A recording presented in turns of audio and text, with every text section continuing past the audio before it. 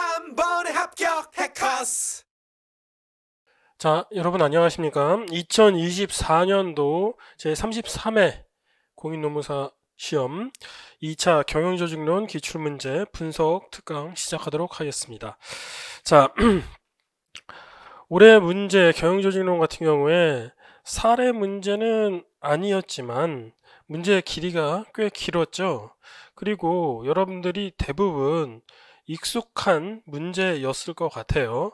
그래서 차분하게 잘 쓰셨다면 문제는 없었을 것 같아요. 먼저 문제 1번 보시면 경영 환경의 변화는 의사 결정에 있어서 불확실성을 증대시킨다. 조직은 이에 대한 효과적인 대응 방안의 하나로서 구조적 설계 대안을 말해야 된다. 조직 설계를 묻고 있네요. 그래서 물음 1번 조직 구조를 설계할 때 고려하는 세 가지 핵심 요소를 설명하시오. 자, 조직 구조 설계의 구조적 차원, 상황 변수가 아니라 구조적 차원, 기본 변수를 물어보는 거죠. 그런데 그냥 구조적 차원 한 5가지를 물어봤다면 작년도 경영지도사 문제처럼 데프트 책에서 그대로 나온 건데 여기서 세 가지 핵심 요소를 명시해서 물어봤어요. 그러면 여러분들 뭘 생각을 해야 되죠? 이거는 강의 시간에 항상 하는 거지만 복집공 이렇게 외우죠. 복잡성, 그리고 집권화, 분권화, 그리고 공식성, 공식화. 이 세 가지를 써줬으면 됐습니다. 이 10점짜리 문제는 그렇게 여러분들 어려움이 없었을 거라고 생각을 하고요. 복잡성을 설명을 할 때는 우리가 분화의 정도, differentiation, 이거를 어느 정도로 돼 있는지 요거를 생각한다 이 말이에요. 역시 데프트 책 앞에 다 나와 있는 겁니다. 그런데 다만 이 복잡성을 설명할 때 데프트 책뿐만이 아니라 다른 조직 설계 교과서에서 볼 때 수직적 복잡성, 그리고 수평적 복잡성, 공간적 복잡성, 이거는 이제 포인트 인사논문 관리 연습, 포인트 경영조직론 연습에도 이렇게 잘 설명이 돼 있습니다. 복잡성 관련해서요. 집권화, 공식화도 그렇고요. 집권화 같은 경우에는 이제 조직 내에서 의사 결정이 이루어지는 계층 수준 어디에 있느냐, 상층부에 집권화돼 있다 또는 분권화돼 있다. 근데 여러분들 여기서 생각해야 될 게 있어요. 조직이 점점 성장해 가면서 복잡성이 높아지면 분권화 수준이 좀 더 높아질 수가 있겠죠. 다 위에서 결정할 수는 없으니까요. 그죠? 그거 하나 생각해 두시고요. 공식화 같은 경우에는 이제 표준화라고 그냥 대놓고 표현하는 책들도 있지만 자, 공식화를 통해서 사전에 어떻게 일을 할 것인지 미리 표준화 시켜 놓는다. 이렇게 생각을 하시면 되겠어요. 근데 이거를 무조건 공식화를 문서화라고만 생각하시면 곤란해요. 문서화 돼 있지 않아도 공식화가 표준화가 돼 있는 경우가 있습니다. 어떤 경우? 조직 문화가 굉장히 강한 경우. 그럴 때는 말로 하지 않아도 규정이 없어도 그렇게 된다는 거 이미 강의 시간에 설명을 드린 바가 있어요. 이렇게 세 가지 복잡성, 집권화, 공식화 이렇게 한번 생각을 해보시면 될 것 같고요. 이거는 굳이 다른 책을 안 외웠어도 그 데프트 책 맨 앞에 서론에 있는 거를 앞에서 이렇게 10점짜리로 물어봤던 거예요. 그래서 어려움은 별로 없었고, 그 다음에 물음 2. 자, 봅시다. 이것도 역시 데프트 책에서 나왔었고, 그리고 조직의 불확실성을 정의하고 첫 번째 문제를 하나씩 봅시다. 불확실성을 정의를 해야 되겠구나. 그리고 불확실성을 분류하기 위한 던컨의 2가지 구성 요소를 설명하시오. 자, 데프트책 설명하면서 제4장 외부 환경에서 밑에 그림 밑에 있는 던컨의 형광펜 하면서까지 다 설명을 드렸었죠. 그리고 던컨의 그 환경 불확실성 평가 구조 4가지 수준, 1인 매트릭스로 해서 4가지 수준의 조직 환경 불확실성 나오고, 그리고 불확실성 수준에서 활동하는 조직의 구조적 특성을 함께 설명하라. 이렇게 나와 있어요. 2가지 구성 요소, 불확실성을 분류하기 위한 2가지 구성 요소, 그리고 4가지 수준의 조직 환경의 불확실성 요소 세 번째 넷. 그래서 첫 번째 구성 요소 설명하고, 두 번째 그 다음에 이 3번이랑 4번이랑 묶어가지고 네 가지 수준의 조직 환경 불확실성과 불확실성 수준이 활동하는 조직의 구조적 특성, 그거를 그 네 가지에서 따로 이렇게 설명을 하면 될 것 같아요. 근데 불확실성 수준 이 개념 정의를 어떻게 해야 될 것이냐. 조직 환경의 불확실성이라는 건 데프트 책에도 잘 나와 있지만, 불확실성, uncertainty죠. 의사 결정자가 환경의 구성 요소에 대해서 충분한 정보를 갖고 있지 못하고 외부의 변화를 예상하는데 어려움을 겪는 것을 의미한다. 이걸 이제 일반적으로 개념 정의를 해주고, 그런데 이럴 때 불확실성을 유발하는 요인들로서 뭐가 있죠? 복잡성, complexity, 그리고 동태성, dynamism 또는 dynamics, 동태성, 그리고 자원 관련해서 자원이 풍족하냐 희소하냐, 요 세 가지 요인들이 조직의 불확실성을 유발시키거나 강화한다 이 말이에요. 그러니까 이런 세 가지 요인들이 세지면 어떻게 돼? 조직의 불확실성이 커질 수밖에 없는 거죠. 그렇게 요인들 가지고 불확실성을 정의하는 게 더 편했을 것 같고요. 그리고 불확실성을 분류하기 위한 던컨의 두 가지 요소. 던컨은 이런 환경 분석을 어떻게 환경 불확실성 평가 구조를 어떻게 잡았냐? 환경의 동태성과 환경의 복잡성, 즉 환경의 변화 측면에서 환경의 동태성과 환경의 복잡성, 이 두 가지로 나누었어요.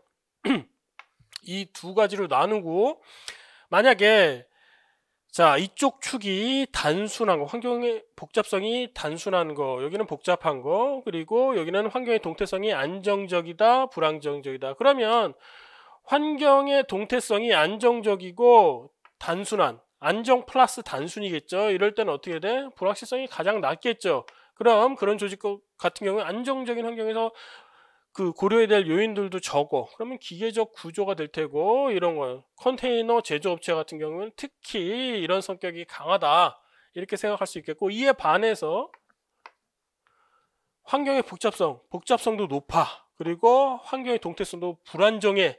이런 데 같은 경우는 어떻게 돼? 굉장히 높은 불확실성을 갖게 되겠죠.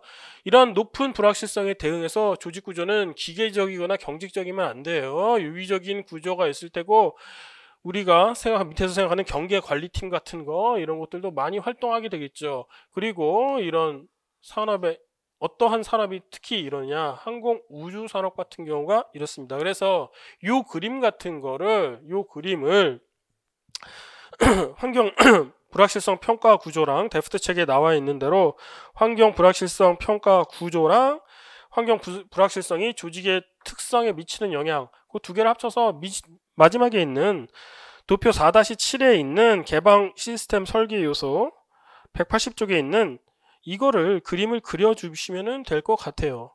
요거 하나 먼저 앞에서 논의의 전제로 여기서 3번에서 제시를 해주고, 자, 순서대로 한다면 어떻게 돼요? 불확실성 정의했어요, 아까 전에. 그리고 나서 불확실성 분류하기 위한 던컨의 두 가지 구성 요소를 뭐하고 뭐 설명했어요? 자원 빼고 일단 환경의 동태성이랑 환경의 복잡성, 이 두 가지 구성 요소를 설명을 해주는 거예요. 그러고 나서 어떻게 해?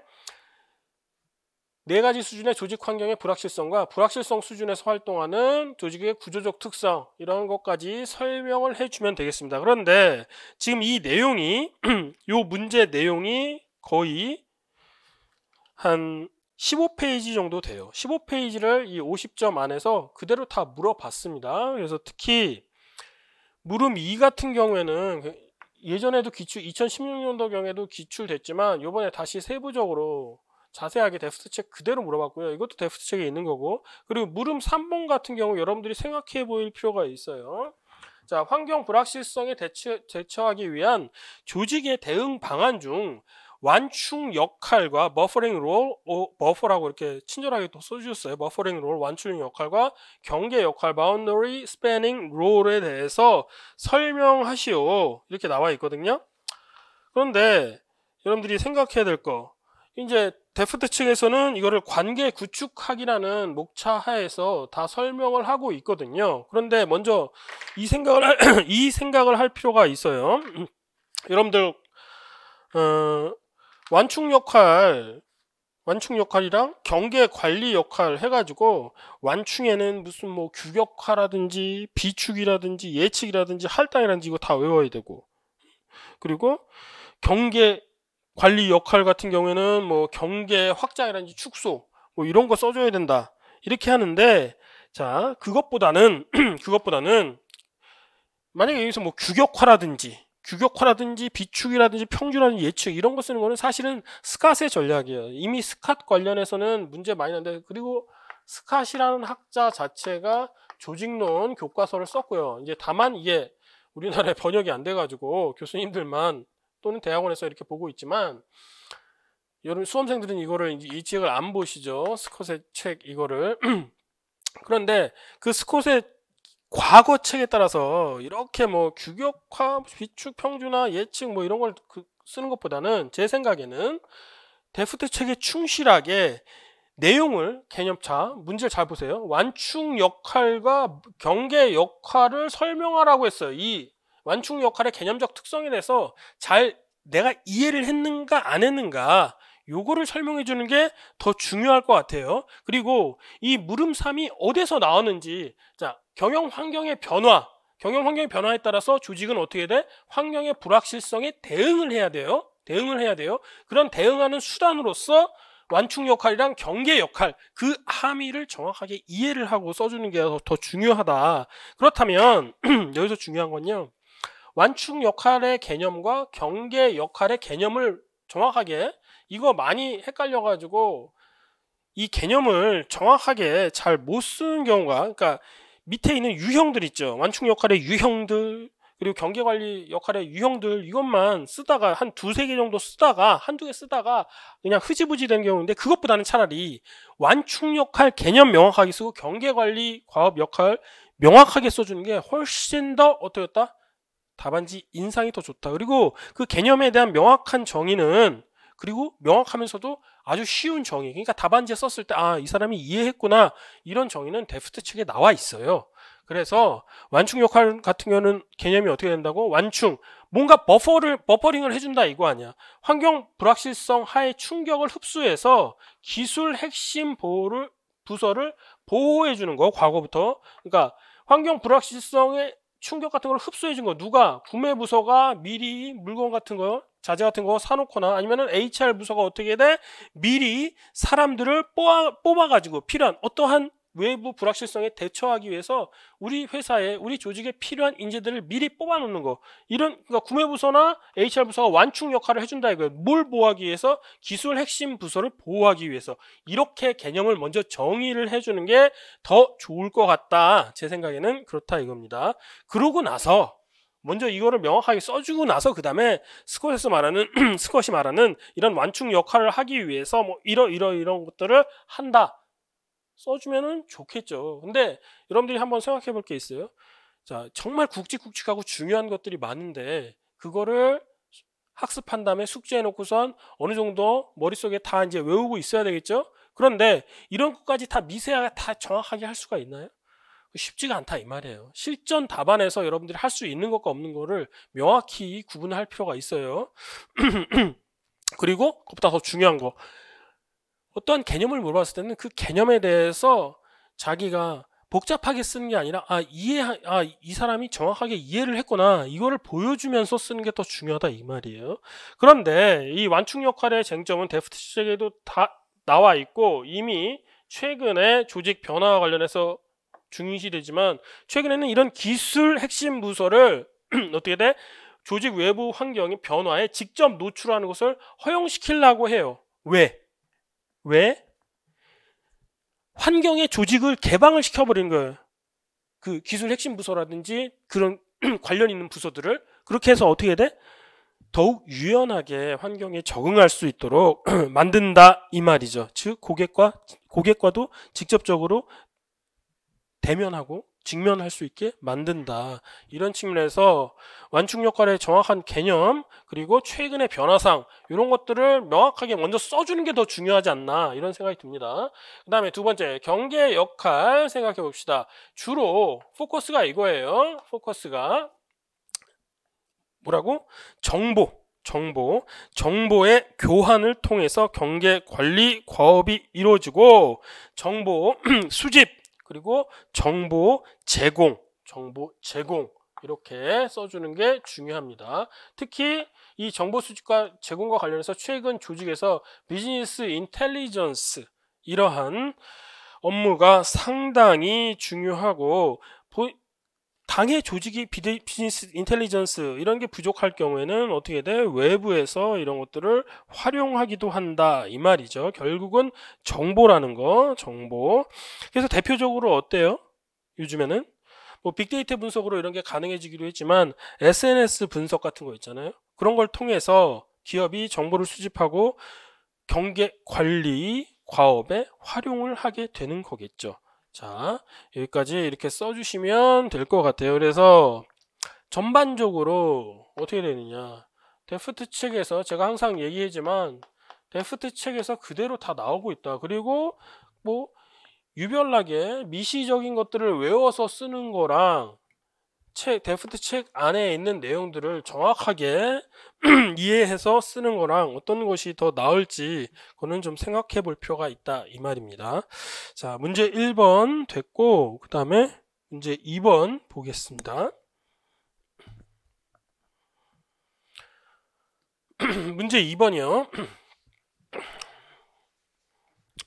이것도 이번에 이제 경영조직론은 제가 일부러 여러분들 부담을 덜어드리려고 시험 보기 전에 미리 문제 조직행동론 파트에서 18개만 보고 들어가시라고 했죠. 그 중에 하나였어요. 집단 발달 단계. 그래서 전날 보신 분들은 잘 쓰셨다고 하더라고요. 자, 집단은 여러 가지 이유로 변화를 겪게 되고 집단 구성원들은 집단의 발달 단계에 따라 각기 다른 상황에 직면하게 된다. 따라서 집단이 어떻게 변화하고 발달 단계에 따라 어떤 특성이 나타나는지를 이해하는 것은 중요하다고 할 수 있다. 다음 물음에 답하시오. 뭐 됐습니다. 바로 물음 1번을 봐도 될 것 같아요. 이 문제 같은 경우에는 아까 문제 1번 같은 경우에는 앞에 내용도 좀 읽어볼 필요가 있는 거죠. 그죠? 다 연결이 돼 있으니까. 근데 문제 2번 보시면 그래서 첫 번째 발달 단계를 설명하고 있는 터크만 일반적인 집단 발달 단계 모델이라고 볼 수가 있어요. 그리고 거시기에 단속 평형 모델이라고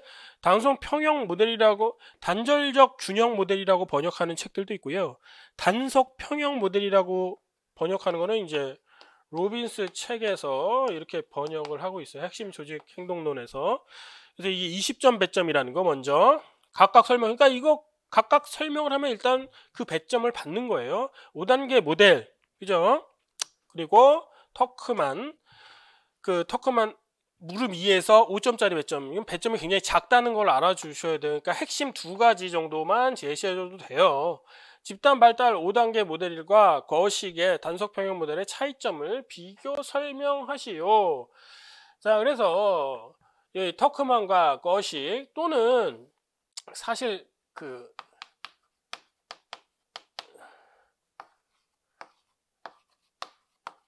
구조와 쉐아의 논문. 근데 이제 제가 또 혹시나 싶어가지고 여러분들 강의할 때는 거식도 이 단속평형 모델을 설명할 때 이 거식도 예로 제시낸다 이 설명을 드렸었죠. 근데 터크만 모델 같은 경우는 어때요? 일반적인 상황, 단순하고 안정적인 환경에서 일반적인 상황을 산정해서 만드는 모델이에요. 그래서 순서가 집단 발달 단계가 맨 처음에 형성이 있죠. 포밍. 그 다음에 스토밍은 뭐야? 폭풍이 분다 이거지. 혼란스러운 단계예요. 그 다음에 노밍. 그 혼란이 오고 나서 뭔가 규범을 정립을 하고 그리고 나서 퍼포밍 성과를 달성하죠. 그 다음에 어저닝은 뭐예요? 이제 해체 단계에 들어선다. 이렇게 5단계로 간다 이 말이에요. 자, 그런데 여기서 문제에서는 직접적으로 물어보진 않았지만 앞에서 비교 설명할 때 이거는 써줄 필요가 있어요. 터크만의 모델 중에서 비판점 뭐냐? 여러분들이 집단을 한번 생각해 보세요. 항상 이 순서대로 갈까요? 아니에요. 첫 번째, 이 순서대로 포밍, 형성, 그리고 혼란기, 규범 확립기, 그 다음에 성과 달성기, 그 다음에 어저닝, 이 해체기, 이 순서대로 갈까? 아니라는 게 발견됐다. 그런 비판이 있었어요. 이거를 바로 옆에서 생각을 해보면 거시기에 단속 평형 모델 같은 경우는 어떻게 돼? 처음에 딱 시작돼. 그러다 갑자기 이렇게 성과가 올라가는 시기가 돼. 그 다음에 나중에 어떻게 돼요? 해산되게 된다 이거지. 목적을 달성하게 되면. 그래서 이 모델을 봤을 때 이걸 비판이 가능한 거지. 꼭 이게 4단계인 퍼포밍 단계에서 이 끝에 후반부에 가서 성과가 여기에서 스토밍 단계나 노밍 단계에서는 성과가 나올 수 없느냐, 이런 비판이 제기됐다 이거죠. 여기까지 해가지고 다 설명을 하면 되고, 그 다음에 차이점. 시간 관점에서 이거는 좀 일반적인 상황이니까 장기적인 관점이고, 여기 거식의 단속 평형 모델 같은 경우에는 어때요? 어떠한 임시 집단, 특정한 과업을 목적으로 한 집단, 그런 데에서 단기적이라고 할 수 있는 거고, 여기서 같은 맥락으로 동그라미 3번 오면 집단 전반에 적용할 수 있다. 이거는 특정한 집단. 그리고 환경 같은 경우에는 어떤 차이가 있느냐. 환경, 이건 좀 안정적이고 이건 좀 가변적이고 불안정적인 거. 그리고 성과 달성 단계에 대한 관점이 다르다 이거죠. 이거는 이렇게 순차적으로 스텝 바이 스텝으로 나중에 성과를 달성하는 반면, 이거는 중간쯤에 이렇게 달성할 수 있다, 이렇게 생각을 한다 이 말이죠. 차이점 이렇게까지 다 쓸 수도 없고, 이 4가지 중에서 2가지 정도만 정확하게 써줘도, 배점을 여러분들이 항상 생각을 해야 돼요. 여러분들 배점을 어긋나서 그럼 그렇게 점수가 안 나갑니다. 예를 들어서 20점짜리 배점은 한 장 쓰고 10점짜리 배점 막 2장, 3장 쓴다고 해서 점수가 막 나가지 않겠죠. 그죠? 문제를 왜 그렇게 냈는지 여러분들이 생각해 볼 필요가 있겠습니다. 자, 그 다음에 그런데 여러분들이 한 가지 더 추가를 해 드리고 싶은 거는, 이 집단 발달 단계 모델 관련해서 로빈스 책에서는 이렇게 설명이 되고 있어요. 자, 이런 터크만의 이런 모델들이 최근에 아까 우리가 1번 문제에서도 봤듯이 어때요? 조직의 외부 환경이, 그리고 집단의 환경도 또 어때요? 예전처럼 그냥 단순하고 안정적이지 않겠죠. 그죠? 굉장히 불확실할 수가 있단 말이에요. 그래서 오히려 로빈스 책에서는 뭐라고 설명하고 있냐면, 이 단속 평형 모델이 이 모델보다도 더 일반적이다, 이런 얘기까지 하고 있어요. 일반적이다가 여기서 무슨 뜻일까요? 더 유력하다, 그렇게까지 말하고 있는 거예요. 집단 발달 모델 중에서는 더더욱이. 자, 됐습니다. 여기까지 해서 문제 2번 생각해 봤고요. 그 다음에 문제 3번. 문제 3번은 그냥 백기복 교수님 책에 있는 거 그대로 잘 정리하면 되는 겁니다. 첫 번째, 권력은 조직 내에 엄연히 존재한다. 하지만 권력 행사자가 강력한 권력을 소유하고 있더라도 수용자가 받아들이지 않으면 영향력을 발휘할 수 없다. 권력의 가장 핵심이 뭐예요? 여러분들 먼저 생각할게요. 로빈스 책에서도 그렇고 교수님 책들에서 항상 나오는 게, 권력의 핵심이 뭐야? 의존성이에요. 상호 관계성. 전혀 만약에 상호 의존적인 관계, 상호 어떤 관련이 없으면 뭐 어떻게 돼? 영향력을 발휘할 수가 없다 이 말이죠. 그리고 또한 조직에서 권력의 독점이 아닌 공유를 통해서 조직 유효성, 여기서는 조직 유효성이라는 표현을 썼네요. 조직 효과성 같은 말이에요. 조직 유효성을 높이기 위한 개념으로 임파워먼트가 요즘에 강조되고 있다. 임파워먼트 관련해서는 우리가 포인트 경영조직론 연습에서 심리적 임파워먼트 4가지 자세하게 우리가 살펴본 적이 있는데요. 여기서 바로 문제가 나오게 되죠. 켈만의 권력을 수용하는 3가지 과정을 설명을 하고 뭐예요? 수능, 그리고 동일화, 그리고 내면화, 요 3가지를 수능, 동일화, 내면화, 요 3가지 과정을 제시하고 해당 과정별로 권력의 원천, 그리고 권력 수용자의 영향력 수용 이유, 그리고 권력 행사자의 적합한 상황 요건과 행동 대안을 설명하시오. 자, 하나, 둘, 셋, 넷이에요. 자, 15점짜리에서 4가지 이렇게 물어보고 있단 말이에요. 그러면은 그대로 써주면 되는 거예요. 그대로. 이거를 이상하게 막 따르게 쓰려고 하지 말고 그냥 그 순서대로 이렇게 써주면 된다 이 말이에요. 그렇게 쓰는 것도 있고, 아니면은 요거를 이 수능과 동일화, 내면화 이거를 설명하면서 권력의 이때 사용되는 권력의 원천이라든지 영향력 수용 이유라든지 아니면 적합한 상황 요건인지 행동 대안을 이렇게 쓸 수도 있고, 그죠? 근데 저 같으면 편안하게 따로따로 써도 편안할 것 같아요. 그래서 수능 같은 경우에는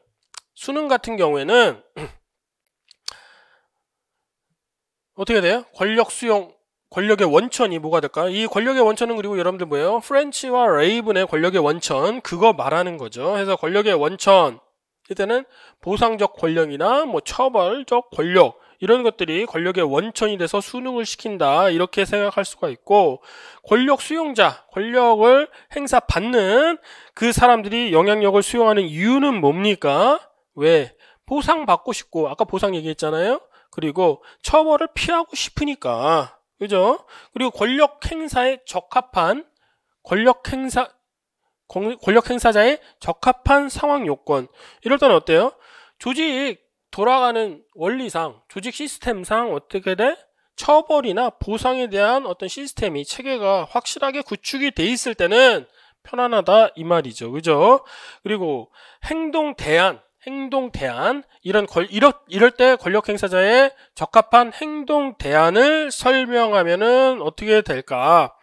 보상과 처벌, 뭐가 생각나십니까? 강화 전략이죠. reinforcement.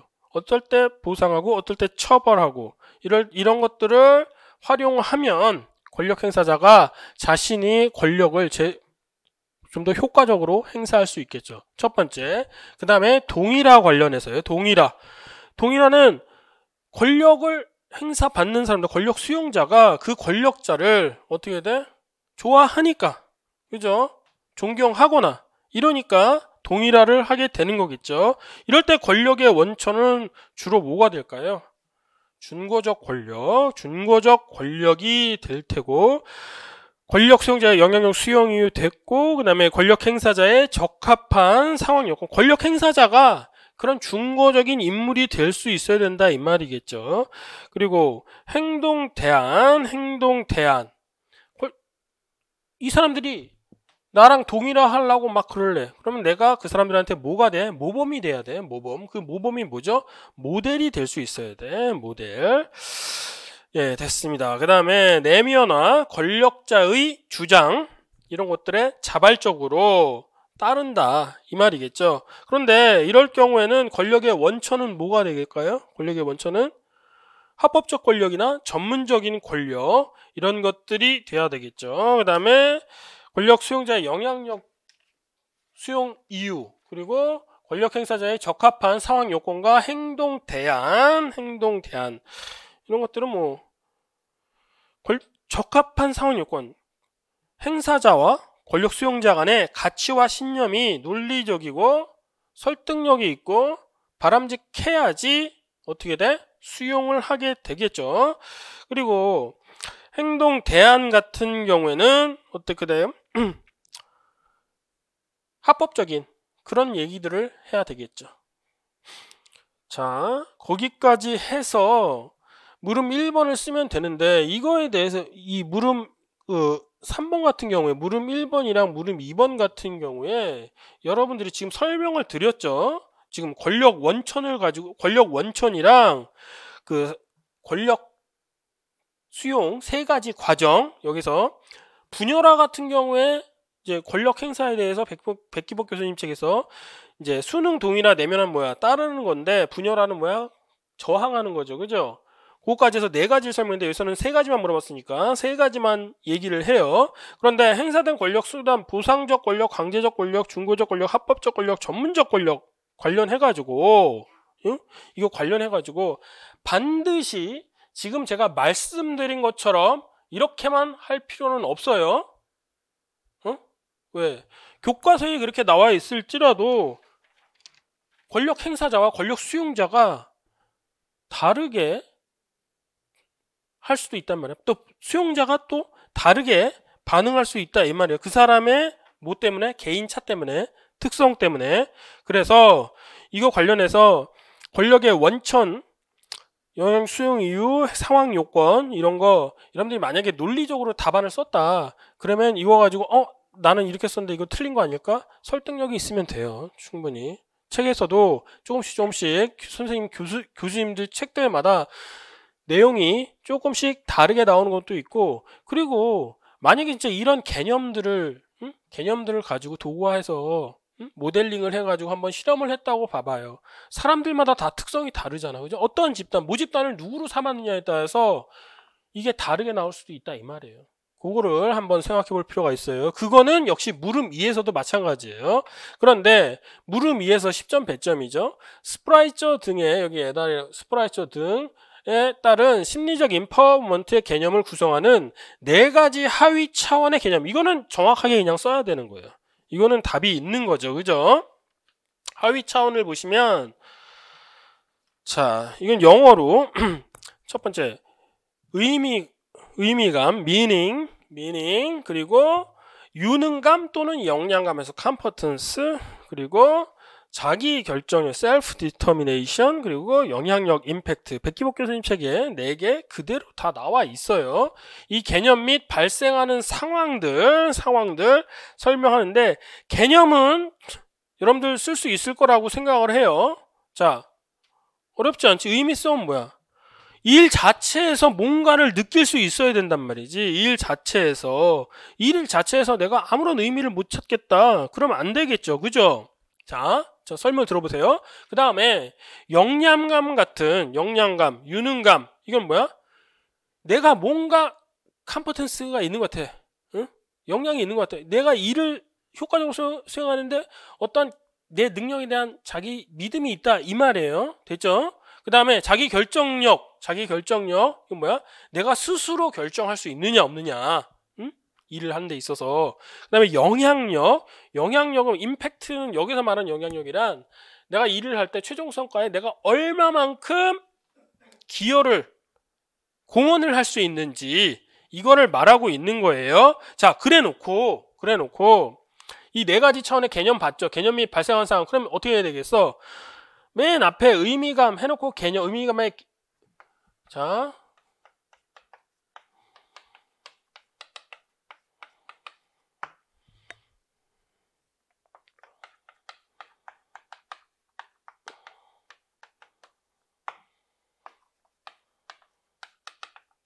이렇게 써 내려가요. 심리적 인파워먼트의 4가지 차원을 써요. 개념은 포인트 경영중 연습에 아주 충실하게 잘 되어 있어요. 이렇게 개념을 썼어. 그 다음에 발생하는 상황은 어떻게 쓸 것이냐. 이거 여러분들 외워야 돼요? 아니에요. 응? 발생하는 상황. 그럼 그냥 여러분들 이 개념에 포인트 경영중 연습 보시면 그 내용 안에 이 상황까지 다 설명이 돼 있어요. 그냥 그걸 자르기만 하면 되는 거지. 예컨대 의미감 같은 거는 뭐야? 내가 내 일이 너무 스페셜라이제이션 돼 있어가지고 너무 쪼개져서 너무 분업화가 돼 있어. 그래서 내 일이 조직 내 전체 성과에 어디에 기여하는지 내가 모르겠어. 그럼 뭐예요? 내가 어떤 의미감을 못 느끼겠죠. 그죠? 내가 한 일, 나의 지식, 기술 이런 것들이 조직 전체의 성과에 어느 정도 기여했다. 이걸 잘 모르겠어. 그럴 때는 어떻게 되는 겁니까? 의미감을 못 느끼는 거죠. 그죠? 그래서 내가 일에 대해서 어떤 의미감을 느끼기 위해서는 이제 대표적으로 내 하는 일이 조직의 어떤 목표와 긴밀하게 연계가 돼 있다. 이런 경우에 발생할 수 있다고 보는 거겠죠. 그 다음에 역량감 같은 거, 나의 능력에 대한 개인적인 믿음. 이런 거 같은 경우는 대표적으로 뭐예요? 내가 어떤 일을 했어. 그런데 상사나 동료들한테 긍정적인 피드백을 받아. 그럼 어떻게 되죠? 굉장히 내가 역량감, 나의 컴퍼턴스를 느낄 수가 있겠죠. 그 다음에 자기 결정력 같은 경우에는 자기 결정력 같은 거, 셀프 디터미네이션은 언제 발생할까? 내가 직접 실질적으로 선택할 수 있을 때, 그죠? 그리고 독립적으로 직무 수행을 할 수 있을 때 자기 결정력을 느끼게 되겠죠. 그 다음에 영향력, 대표적인 케이스, 내 의견이 반영되거나 그리고 또 내가 어떤 중요한 의사 결정 과정에 내가 참여할 수 있을 때, 이럴 때 영향력을 내가 어떻게 돼? 임파워 됐다고 생각할 수 있겠죠. 자, 여기까지 하면 이제 상황 설명했고, 발생하는 상황까지 설명했고, 그 다음에 직무 성과 및 직무 만족과 관계 있는 하위 차원을 각각 기술하시오. 자, 직무 성과와 관련 있는 거. 자, 여러분들 생각해 보세요. 직무 성과 및 직무 만족과 관계 있는 하위 차원을 각각 기술하시오. 자, 직무 성과에는 뭐가 관련이 있습니까? 그리고 직무 만족과는 뭐가 관계 있습니까? 이건 답 없어요. 이거는 생각해보세요. 직무 성과에 관련이 있는 게, 예를 들어서 의미감과 자기 결정감, 그렇게 가설을 이렇게 세우는 거야. 논문을 쓸 때 직무 성과와 관련 있는 변수, 심리적 임파워먼트 하위 변수로서 의미감과 자기 결정감을 설정하고 해봤더니 진짜 어떻게 돼? 유의미한 상관관계를 발견했어. 그럼 그렇게 써도 되는 거예요. 다만 여러분들이 답을 쓰는데 백기복 교수님 책에 있는 거를 기본적으로 해서 쓰는 것도 좋지만, 여기서는 답이 없기 때문에 직무 성과와 관계 있는 하위 차원 뭐 2개를 선택하든지, 그러면 직무 만족과 관계 있는 하위 차원 2개를 선택하고 나서 왜 그렇는지, 이거는 개인차에 따라서 또는 상황에 따라서 그럴 수 있다. 자기 논리를 제시를 해주면 되는 겁니다. 이거는 어떤 게 정확한 답이다, 이렇게 생각하실 필요가 없어요. 자, 여기까지 봤을 때 다시 전체 문제를 한번 살펴보겠습니다. 항상 그렇지만, 자, 최근에 올해 문제 같은 경우에는 케이스 문제가 크게 나오지 않았다는 거, 그거. 근데 케이스 문제도 사실은 케이스를 가장한 배경 설명에서 여러분들 문제 더 쉽게 풀기 위해서 어떤 케이스 안에 복잡한 논점을 푸는 게 아니라 그 케이스의 상황을 보고 문제에 대해서 답을 쓰라는 거였어요. 그런데 문제 1번 같은 통으로 다 데프트 책에서 나왔고, 그죠? 그리고 문제 2번 같은 경우에 이 집단 어떤 교과서나 다 이거 설명하고 있죠. 그죠? 제가 박경규 교수님 책으로, 박경규 교수님 조직행동론 책이나 아니면 이번에 할 백기복 교수님 책 할 때 이런 것들 터크만 모델을 하면서 거식 또는 구조 앤 쉐어의 단속 평형 모델 반드시 설명하죠. 그냥 넘어가지 않습니다. 그죠? 조직행동론 책에 또 있는 거고. 그런데 이런 차이점이랄까, 각각 설명하는 거, 이런 것도 교수님 책에 문장으로 잘 설명이 되어 있고, 이거 한번 보세요. 자, 3가지 과정 제시하는 거 교수님 책에 문장으로 잘 나와 있어요. 자, 그 다음에 권력의 원천, 해당 과정별로 권력의 원천 백기복 교수님 책에 다 나와 있습니다. 그리고 그 권력 수용자가 수용하는 이유, 그리고 적합한 상황 여건, 어떠한 상황에서 그리고 어떠한 행동 대안에서 그 권력을 행사할까. 여러분들이 예전처럼 뭐에 대해서 논하라 그래서 딱 미리 세팅된 목차로 이렇게 나오는 게 아니라 교수님 책을 자꾸만 읽어봐야지, 논리 흐름대로 이렇게 물어보는 거예요. 교수님 책에 따라서. 그리고 밑에도 보세요. 심리적 임파워먼트 4가지 차원의 개념 및 발생하는 상황 순서대로 설명하고 있습니다. 그리고 나서 백기복 교수님 책 다시 꼼꼼히 읽어보세요. 관계 있는 하위 차원을 각각 기술하시오. 이것도 교과서 흐름에 따라서 설명을 하고 있다. 자, 인사 노무 관리도 그렇고, 인사 노무 관리 올해 1번 문제, 그런 건 오히려 여러분들한테 재량을 많이 줘서 여러분들이 얼마나 공부를 많이 했고 문제의식을 다듬었냐에 따라서 점수가 잘 나오느냐 아니면 좀 잘 안 나오느냐, 이렇게 될 수 있지만, 경영조직론 같은 경우는 어때요? 교수님 책을 먼저 읽어보는 게 더 중요하다 이겁니다. 조직행동론이나 데프트 책이나 꼼꼼히 읽어보면, 아까 전에 그 문제 1번 경영조직론에서 문제 1번에 물음 3번 있죠. 완충 역할이랑 경계 역할. 스컷이 완충 역할에서 분류부터 코딩부터 시작해서 6가지 했던 그거를 다 외우고 있을까요? 외우고 있을 수 있을까요? 그 세부적인 거를? 그것보다는 완충 역할의 원래 개념이 뭐고, 그런데 최근에 완충 역할은 어떻게 변하고 있다, 경계 역할의 개념은 뭐고 최근에는 뭐가 더 중시되고 있다, 이걸 명확하게 쓰는 게 더 점수가 더 잘 나올까요? 그걸 한번 생각해 보실 필요가 있어요. 어떤 거를 더 원하는지. 응? 자, 그래서 여러분들이 그 경영조직론 이제 공부하실 때 부담되는 게, 책 2권이나 봐야 된다. 교수님 책으로만 조직행동론이나 조직 설계론. 그런데 데프트 책 같은 경우에는요, 여러분들 지금 데프트 책 지금 여기 앞에 있죠? 지금 제가 데프트 책 보고 일부러 데프트 책 가져와서 설명드리는데, 총 677페이지의 책이 여기에 있는 핵심적인 것들만 했을 때 200페이지 이하로 한 180페이지 정도로 핵심적으로 정리가 될 수 있어요. 그리고 거기서 다 나와요. 답안을 쓸 충분한 양이 되고, 차라리 그걸 보는 게 낫다 이거죠. 옛날에 있는 것들 다 외워서 김인수 교수님 책 같은 경우에는 옛날 책이지만은 최근까지 계속 나오는 그런 거는 몇 개만 찝어서 보면 되는 거고, 지금은 계속 2017년 이후로 이제 본격적으로 경영조직론 시험의 변화가 일어난 2017년 이후로 데프트 책에서 계속 나오고 있어요. 그러니까 이거를 명확하게 한번 처음에 볼 때만 조금 힘들 것 같이 느껴지는 거지, 처음에 기본서 보면서 정리해 나가면 나중에는 여러분들 답안 쓰는데 오히려 편합니다. 지금 문제 나오는 거 한번 보세요. 문제 1번, 2번, 3번 같은 경우에 여러분이 사전에 세팅된 목차가 아니라 교과서의 교수님 기본서의 흐름대로, 그 논리대로 물어보고 있어요. 근데 그거를 읽어보지 않으면 대처를, 나는 내가 세팅한 방식대로, 내가 세팅했던 대로, 그렇게 외웠던 방식대로만 생각을 쓸 거야. 그러면 시험장에서 어떻게 돼?